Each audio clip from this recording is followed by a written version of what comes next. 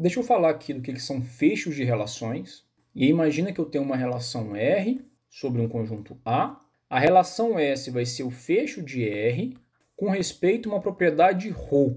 Essa propriedade ρ, pessoal, pode ser simétrica, transitiva e reflexiva. Então vamos lá. R é uma relação no conjunto A, S é o fecho de S com uma propriedade P, por exemplo, transitiva. Se S possui a propriedade ρ, se R está contido em S, ou seja, S tem os elementos de R, e se para todo T, R está contido em T, T possui propriedade P, então S está contido em T. O que isso quer dizer? Que S é a menor relação que contém S e possui a propriedade ρ.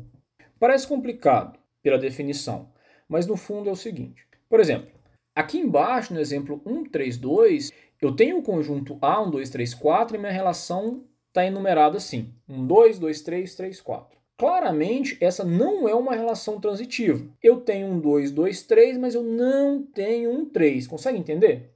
E aí, o que seria uma relação S, que seria um fecho transitivo da relação R? Ou seja, me deu uma relação que possui a propriedade de ser transitiva e que contenha a relação R, ou contenha aqueles pares ordenados. Como é que a gente faz isso na prática? Seguinte, uma vez que eu vi que ela não é transitiva, eu vou adicionar os pares ordenados que faltam. Então, se faltavam um 3, eu adiciono. Eu reparo também que tem o 2, 3, tem o 3, 4, mas não tem o 2, 4. E aí eu adiciono. Só que agora, depois de adicionar esses dois pares ordenados, eu fico com essa relação aqui R', e aí eu reparo que essa relação que eu acabei de criar, ela tem um 3 que foi adicionado, ela tem o 3, 4 que já existia, então x, y, y, z precisava de um 1, 4 que não tem. Então eu vou adicionar o 1, 4. E aí no final eu tenho essa relação que eu chamei de RT, que é uma relação transitiva, que é uma relação que possui os elementos de R. E claro, como eu fui adicionando elemento a elemento e tomando cuidado, né? Quer dizer, eu só adicionei os elementos que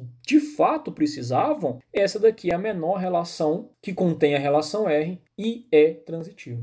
Então, pessoal, se eu pedir, ou se um exercício pedir fecho de uma relação, basicamente o que vocês têm que fazer é verificar se aquela relação, por exemplo, quero fecho simétrico. Verifica se a relação é simétrica. Se não for, adiciona o par ordenado ou os pares ordenados que faltarem para ela ser simétrica. E é simples assim. Para finalizar essa parte aqui de relações, eu preciso dizer o que são funções. E na verdade, pessoal, claro, vocês já viram funções na escola, vocês sabem programar funções em C, então vai ser bem rápido. O importante para a gente aqui é que função é uma relação. Função é um subconjunto de relação. Percebam que eu vou definir uma função f estando contida no produto cartesiano de A por B. Mesma definição de relação. Só que f só pode ser uma função se essa propriedade aqui for satisfeita. Quer dizer, para todo x vai sempre existir um único b. Pessoal, esse existencial com exclamação, né, esse existencial gritando,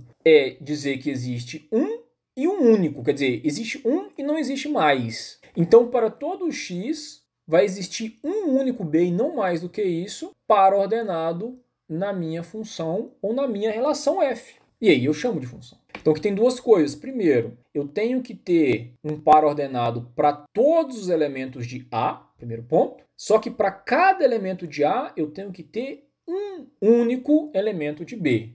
Ou seja, a Ana e a Bia, se existe essa relação, não pode existir a relação da Ana e da Carol.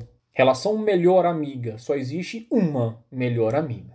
Pessoal, claro, né? Quando a gente pensa em função, a gente pensa, por exemplo, em funções matemáticas, x². A função x², primeira coisa, para todos os elementos, vamos pensar nos números naturais, para todos os elementos vai existir um par ordenado, quer dizer, vai existir um b aqui. 1 ao quadrado é 1, 2 ao quadrado é 4, 3 ao quadrado 9, 16, ok? Pensa isso como pares ordenados. Segundo ponto, existe um único. Não tem como eu elevar 2 ao quadrado e dar 4, elevar 2 ao quadrado e dar outro número ao mesmo tempo.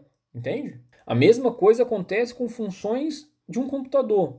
Primeira coisa, se a função ela recebe um inteiro, ela tem que retornar algum valor para todos os inteiros. Nem que esse valor retornado seja um -1, um código de erro, etc, etc. Mais do que isso, para cada elemento que entra na função, sempre sai o mesmo valor e só sai um valor. Vamos lá. O que é uma função injetora?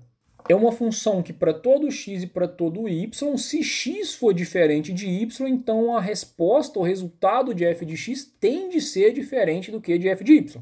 Para cada elemento da entrada da minha função, eu tenho que retornar um elemento diferente na saída. X ao quadrado é injetora? Para os números positivos, sim. 2 ao quadrado dá 4, 3 ao quadrado dá 9, quer dizer, elementos diferentes na entrada dá elementos diferentes na saída. Mas se eu for pensar nos números negativos, né, aí eu tenho valores repetindo. Então não, x ao quadrado não é função injetora, não. E sobrejetora? Sobrejetora é aquela que para todo B, para todo elemento do contradomínio, vai existir um A tal que FA dá B.